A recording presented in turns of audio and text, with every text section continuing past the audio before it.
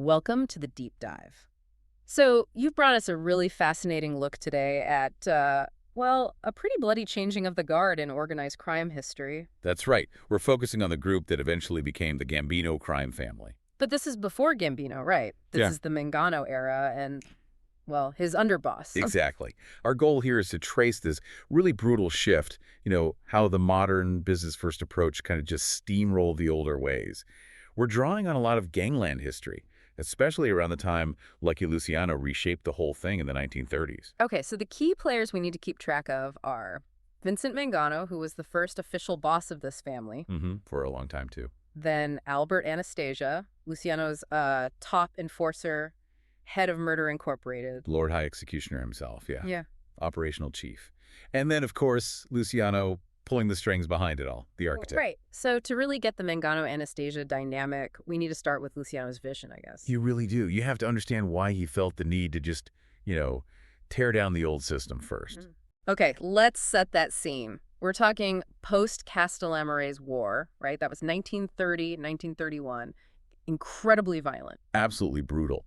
And Luciano himself barely survived an attack in 29. That's where the famous droopy eye came from. He saw all this fighting, these vendettas. Bad for business. Totally bad for business. But it wasn't just the fighting. It was the whole mindset of the older guys, the mustache Petes, they called them. The traditionalists, Sicilian first, business second. Pretty much. Focused on old feuds, keeping things strictly within the family, refusing to work with, Jewish guys like Meyer Lansky or Bugsy Siegel, even if it meant less profit. Luciano saw that as completely backwards. So he wanted a corporation, basically. Stability, profit, efficiency. Exactly. A modern criminal enterprise. And he made three huge changes. First, gone was the boss of bosses. That title just caused endless war. Okay, makes sense. Power vacuum otherwise. Right. Second, he created the commission. Think of it like a board of directors for the 5 families, plus others. They'd settle disputes, coordinate, keep things stable. And the third thing, that was the really radical part, wasn't it? It really was. He insisted on working with non-Italians if they could make money together. Lansky, Siegel, breaking that old cultural barrier was key. Allowed them to scale up massively, I bet, beyond just local rackets. Oh, absolutely. Yeah. National gambling, narcotics, unions, big money. But, if you're building a big corporation, you need an HR department. Or in this case, maybe more like an internal affairs crossed with termination services. Chuckles. Okay, I think I know where this is going. Murder Incorporated. Bingo. But it wasn't just a bunch of thugs. Luciano was smart. He delegated the setup and the running of it to Albert Anastasia and Louis Lepke Buchalter. So it was structured, professional. Highly. Its only job was contract killing for the commission. They used specialized hitters, often guys outside the formal mafia structure, kept the bosses insulated. Plausible deniability built right in. Okay, so that's the framework. Now let's look at the guy running this specific family within that framework. Vincent Mangano, Sicilian-born, 1888 or so. Yep. Vincenzo Giovanni Mangano. Luciano picks him in 1931 as one of the original 5 family bosses. And he lasts 20 years. That's a long time in that world. Impressive stability. So he wasn't just some mustache Pete swept aside. He adapted. He had to be adaptable to survive Luciano's purge, yeah. He was definitely old world in some ways, but smart enough to follow the new rules. His real power, though, wasn't flashiness. It was the Brooklyn waterfront. Quiet control. The docks. That's always huge money and power in mob stories. Always. He controlled key locals of the International Longshoremen's Association, the ILA. That meant he could squeeze shipping companies for huge amounts, control who worked, what cargo moved. Yeah. Immense power. And here's where it gets complicated, right? His main guy in the ILA Was Anthony Anastasio, Albert Anastasia's younger brother. Wow, okay, so the boss's key waterfront ally is the brother of the commission's chief executioner. That's tense. It's a built-in conflict waiting to happen. So Yeah. Mangano, he's this traditional guy, but successful, fits into Luciano's system. You mentioned he's sometimes compared to Peter Clemenza from The Godfather. That mix of, brutality but maybe jovial with his own crew. That's the comparison often made, yeah. Yeah. He knew how to make money, how to keep things quiet when needed, but also how to be ruthless. That mix was crucial in Luciano's new setup. Less visibility was better. But quiet doesn't mean soft. There's that incident in 1939, Puggy Feinstein. Right, a smaller-time gambler skimming money in Mangano's territory. It wasn't personal. It was about making an example. Tribute was due. And the hit itself? Carried out by Murder Inc.? Oh, yeah. Guys like Pittsburgh, Phil Strauss, Bugsy Goldstein. The details are pretty grim. Ice picks, strangulation, body burned. Yeah. Classic Murder Inc. efficiency.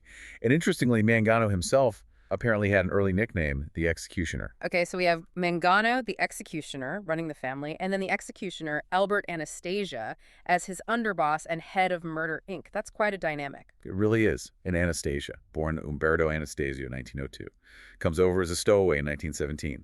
Learned his trade on the same Brooklyn docks Mangano controlled. And he got into serious trouble early, didn't he? A murder conviction. Very early. 1920, kills a longshoreman named Joe Torino.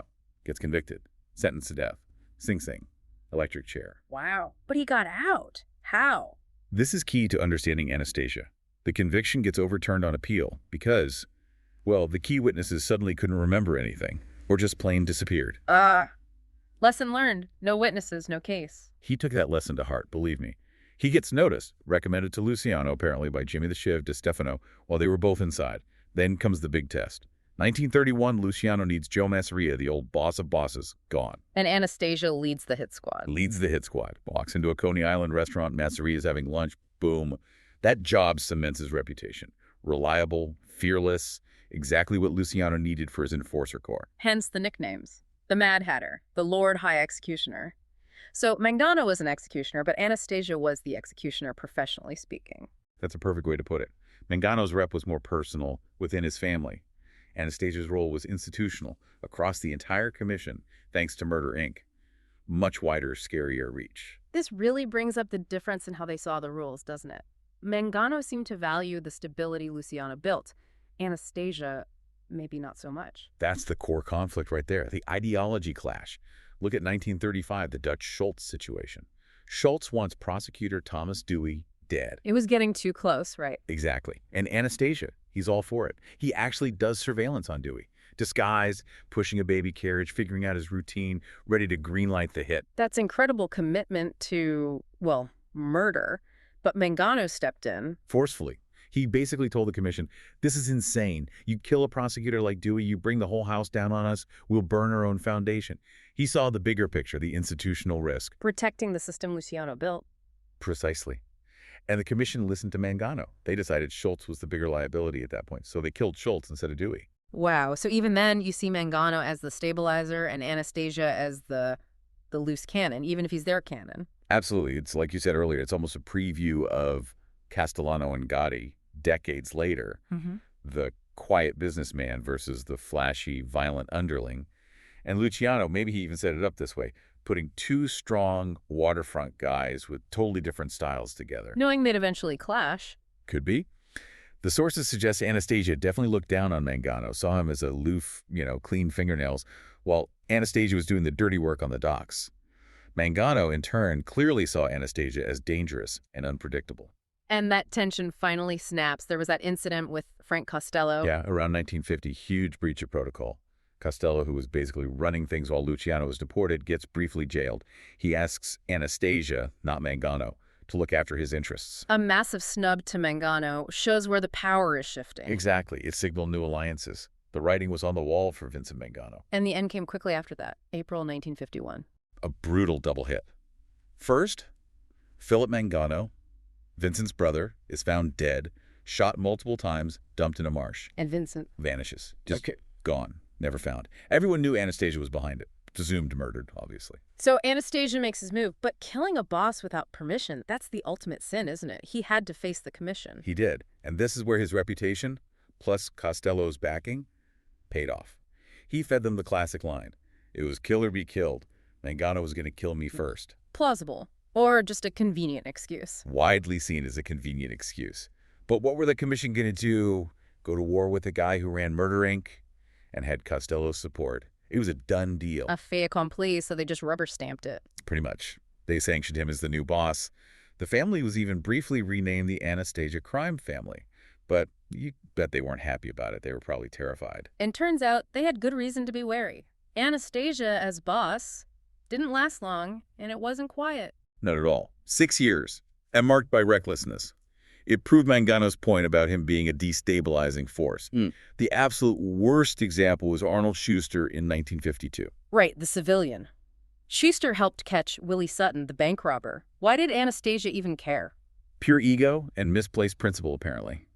He sees Schuster on TV being celebrated for helping the cops, calls him a rat, and orders him hit. Oh, he got Civilian. killed for helping police catch a bank robber, not even mob-related. Nope. Shot dead on the street. It was a massive violation of Mafia rules. You don't kill civilians. You don't bring that kind of heat. The media went insane. The other bosses were horrified. That had to be the turning point, bringing that level of scrutiny down on everyone, just like Mangano warned about with Dewey. Exactly. Anastasia proved he was uncontrollable, a liability to the whole enterprise. He sealed his own fate with that murder. So the clock was ticking. Only 6 years as boss. Only 6. By 1957, the knives were out. Vito Genovese wanted more power. He'd already taken a shot at Costello, Anastasia's ally, and missed. Now he teamed up with Anastasia's own underboss. Carlo Gambino. The patient one. The very patient, very calculating Carlo Gambino. They plotted together. Leading to one of the most infamous mob hits ever. The barber chair. October 1957. Park Sheraton Hotel in Manhattan. Anastasia's getting a shave. 2 gunmen walk in, scarves over their faces, and just open fire. A very public, very brutal end for the Lord High Executioner. And just like that, Gambino steps in. Smoothly takes over. Renames the family after himself, the Gambino crime family. And he lasts, ruling quietly and effectively for the next 19 years. So looking back at this whole chain of events, Mangano to Anastasia to Gambino, it really is the story of the modern mafia taking shape, isn't it? Luciano's vision playing out. It absolutely is. That fight between Mangano, the quiet traditionalist who still made money, and Anastasia, the hyper-violent enforcer who craved action, it shows that shift perfectly. From the old world ways to Luciano's corporate profit-driven syndicate enforced by Murder Inc. Which brings us to that provocative thought you mentioned earlier. Based on the sources, maybe Mangano was actually the better boss. It's definitely an unpopular opinion given Anastasia's notoriety, but you can make a strong case. Based on what? Longevity? Stability? Both. Mangano ran the family for 20 years, no prison time as boss, focused on the money, kept things relatively quiet, respected the core rules, no civilians, no cop killing. He protected the institution. Whereas Anastasia... 6 years, constant headlines, breaks the biggest rule by killing Schuster, terrifies his fellow bosses, and gets himself whacked because he's too volatile. His recklessness almost burned the foundation Mangano warned about. It really is that template, isn't it? The low-key, business-focused boss versus the high-profile, violent underling who makes a power grab. Like you said, Castellano and Gotti is the same story, just decades later. Exactly. This Mangano-Anastasia saga is the original blueprint for that kind of coup and its outcome. It shows that once Anastasia put headlines and ego above the rules and stability, his days were numbered in Luciano's new order. In the end, maybe being the quiet earner is safer than being the loud executioner. A fascinating deep dive. Thanks for bringing the story to us. Glad to do it. It's a crucial piece of the puzzle. Absolutely. We hope you found this look into the brutal birth of a crime family dynasty insightful. We'll catch you on the next deep dive.